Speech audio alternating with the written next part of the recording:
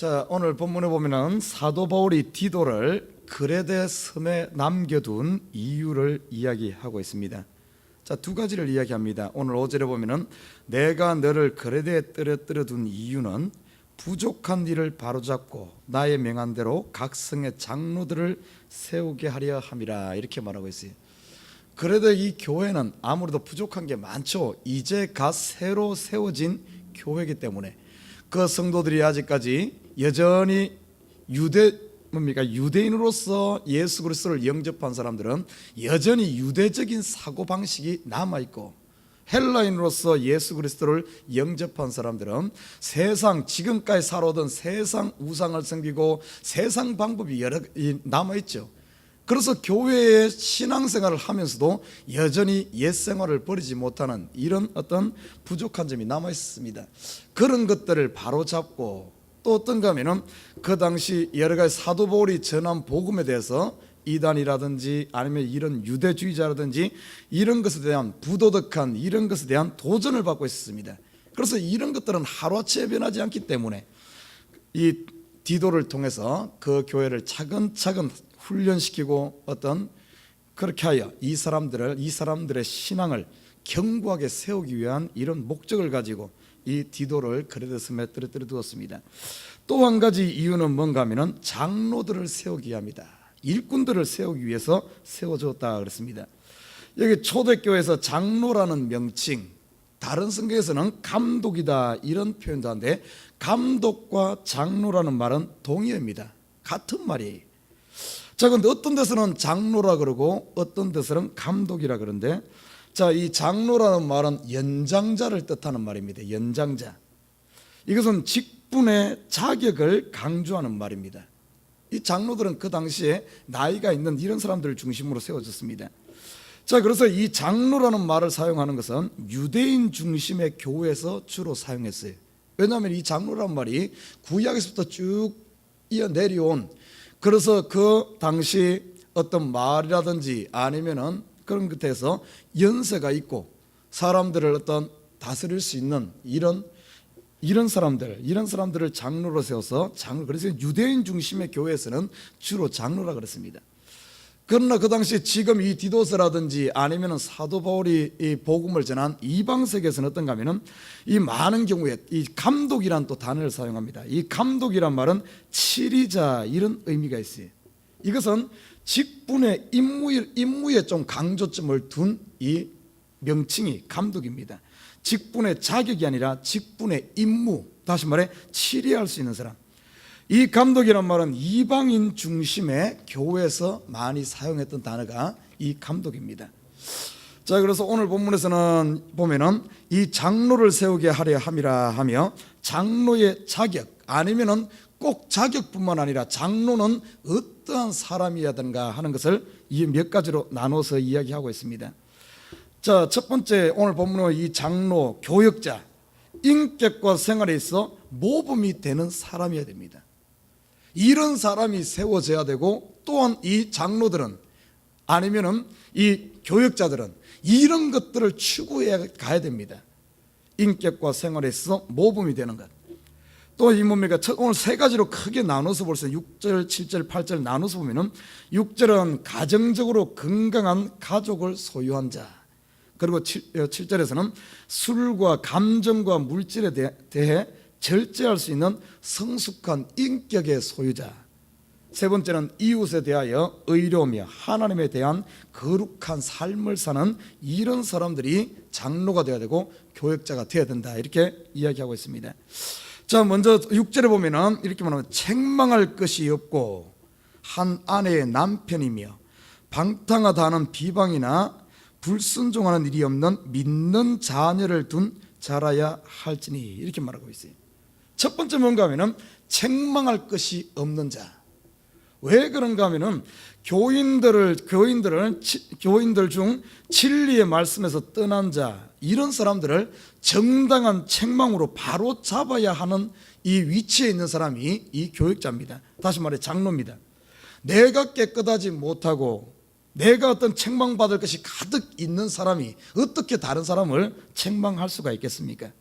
다시 말해 내가 꾸린 것이 있으면 그 말을 못하는 거예요.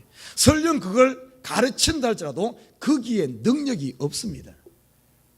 내가 먼저 바라야만 잘못된 거에 잘못됐다 지적을 할 수 있지. 그냥 나도 똑같은 그런 어떤 잘못을 하면서 잘못된 것을 어떻게 지적하겠어요.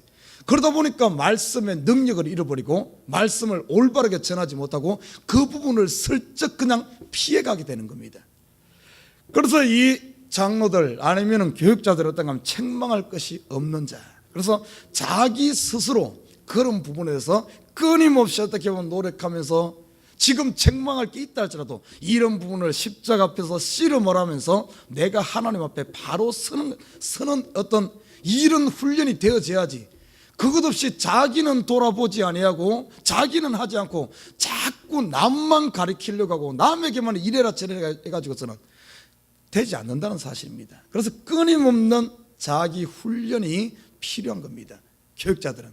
그럼 남 가르치려고 하지 말고 나부터 가르쳐야 돼. 내가 바로 서면 다른 사람도 따라오게 돼 있습니다. 그러나 이 시대 한번 봐요. 자기와의 이런 끊임없는 싸움보다는 남 앞에서 가르치고 어떤 남을 어떻게 그렇게 하려고 하지 자기를 어떻게 보면 하려고 하지 않아.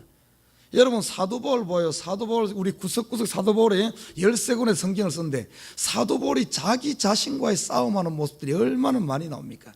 다른 사람 가르치기 이전에 다른 사람 앞에서 섰을 때는 담대하지만은 그가 혼자 있을 때 하나님 앞에 섰을 때는 얼마나 자기 자신을 하나님 앞에 내려놓고 처복종시키는 이런 모습들을 성경에 구석구석에서 볼 수가 있어요. 그래서 이 장로는 책망할 것이 없는 자야. 자, 그리고 보십시오. 오늘 6절에 보면 책망할 것이 없고 한 아내의 남편이며 방탕하다는 비방이나 불순종하는 일이 없는 믿는 자녀를 둔 사람이어야 된다. 다시 말해 아름다운 가정을 유지하는 사람, 이 사람이 되어야 된다 이렇게 말하고 있어요. 여러분 우리 그 중국 그 뭡니까 거기도 그런 말 있잖아요. 수신제가 치국 평천하라 이 논어에 나옵니까? 그 말 있잖아요. 먼저 나를 다스리고 우리 가정을 잘 다스린 사람이야만 다른 사람에게 본이 되어지지. 자기 가정은 내팽개치고 주의 교회는 하나님의 집 아닙니까? 자기 가정 자기 집은 내팽개뜨고 주의 집 한다는 거 이거 어불성설인 거예요.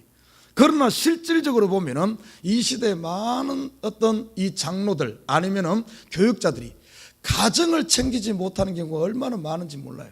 그러면서 딱 하는 말이 어떤가 하면은 마태복음에 보면 9장입니까? 그게 이런 말이 나옵니다.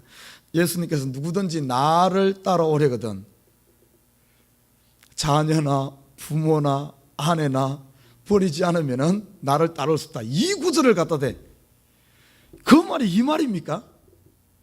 그 말이 어떤 말이에요? 주를 따르는 사람 남편이나 아내나 자녀나 버려두란 말이 그냥 돌보지 말란 말입니까? 그 말이 아니에요. 그 말이 아닙니다. 참으로 주를 따르는 사람들은 어떤가 하면은 온전히 그런 것들을 이런 모든 나에게 주어진 하나님께서 나에게 준 것을 하나님께 맡겨두고 다시 말해 철두철미한 청지기적인 사명을 가지고 따르라 이 말이지 그걸 가정을 내팽개치고 주의 일하라 이 말이 아닙니다. 그 말이 아니에요. 착각하지 마십시오. 엉뚱한 데 갖다 붙이지 마십시오.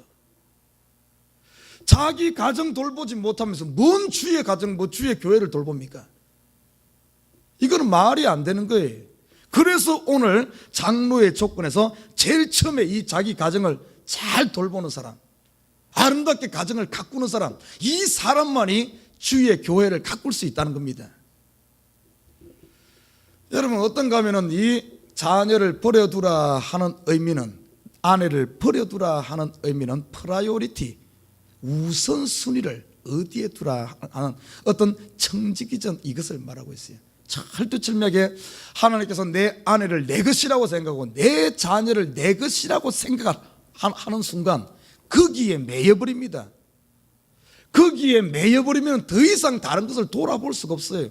그래서 이 자녀도 아내도 하나님께서 나에게 맡겨준 모든 것이 하나님 것임을 인정하고 나는 청지기로서 그것을 하나님께 맡기고 있는 이런 사람만이 주를 따를 수 있다. 이런 의미에서 아내나 남편을 버려두라 이렇게 표현한 겁니다. 그래서 프라이어티, 그것은 어떤 이 교역자 여기만 말하는 게 아니에요.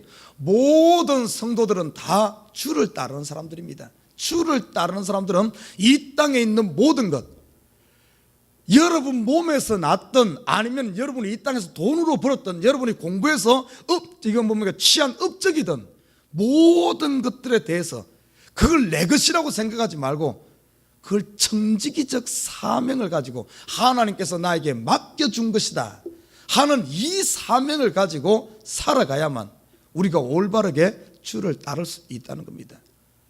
여기서 벗어나서 거기에 어떤 붙들리는 순간 아무것도 못해요. 여러분 돈에 붙들리기 시작하면 아무것도 못, 돈 평생 벌어봐요.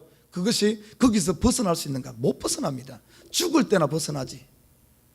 자녀의 한번 매인 사람들, 자녀가 어떻게 보면 자녀 나이가 70, 80대도 자녀에서 못 벗어나는 거예요. 죽을 때나 벗어나는 거예요. 죽을 때 죽어야만 거기서 해방되지. 못 벗어납니다. 자녀에 매이면은. 우리가 생각할 자녀 시집 장가 보내면 끝날 줄 알아요? 천만의 말씀입니다. 시집 장가 보낸다고 매이 있으면 그 벗어나지 못하는 거예요. 명예? 못 벗어납니다. 못 벗어나요. 죽을 날이 내일 모레인데도 거기에 그걸 더 잡겠다고. 그런 분들 많아요. 그러다 보니까 어떻게 보면은 참 은퇴할 때가 되면 은퇴해야 되는데 은퇴하지 못하고 끝까지 그거 붙잡고 가는 거예요. 여러분 많은 경우에 보면 돈에 매인 사람도 보면은 사실 돈 쓸 데도 없으면 다 쓰지도 못하면서도 거기에 매가지고 그 평생 쫓아가는 거예요. 이러면 안 된다는 겁니다. 청지기로 살아야 된다는 거예요. 그걸 강조한 것이 아내나 남편이나 버려두라 하는 이 표현입니다. 오늘 본문에 봐요. 여러분 이것은 오늘 본문에 나오는 이 장로, 이것은 단순히 교역자만 이야기하는 게 아니에요. 지금 믿는 저와 여러분 모든 사람이 그래요. 주의 일을 하는 사람, 주를 따르는 사람은 먼저 뭔가 하면은 가정부터 잘해야 돼. 가정부터 철두철미하게 가정부터 내 욕심으로 하는 것이 아니라 참 책망받을 것이 없이 참으로 정직하고 진실하고 청지기로서 잘 관리하는 아름다운 가정을 유지한 사람, 그래야만 하나님께 본이 되어지고 사람들에게 본이 되어진다는 거예요. 자, 두 번째 보십시오. 7절에 보니까 감독은 하나님의 청지기로서, 이게 나오네요. 하나님의 청지기란 사실이 청지기로서 책망할 것이 없고 제 고집대로 하지 않는 사람. 이거 중요합니다. 고집대로 안 하는 사람. 참 그런데 꼭 하지 말한 것은 더 합니다. 이 시대도 보면은 이 참 주의 일을 한다는 사람일수록 고집들이 왜 그랬는지 모르겠어요. 고집들이 고래 심줄보다 더 질겨. 고집들이 한번 자기가 그렇다 그러면 그거 죽어도 안 나. 그냥 끝까지 틀렸으면서도 그거 막 틀린 줄 알면서도 안 나. 이러면 안 돼요. 틀린 줄 알면은 빨리 그거에서 벗어나고 좀 열린 마음을 가지고 좀 부드러운 마음을 가지고 서로 이해하고 수용해야 되는데 그까지 그게 전부 그냥 목회자들 세계에 가면은 그런 거 얼마나 많은지 몰라요. 여러분 우리 권사님하고 이야기하는 과정에서 그 이야기 나왔어요.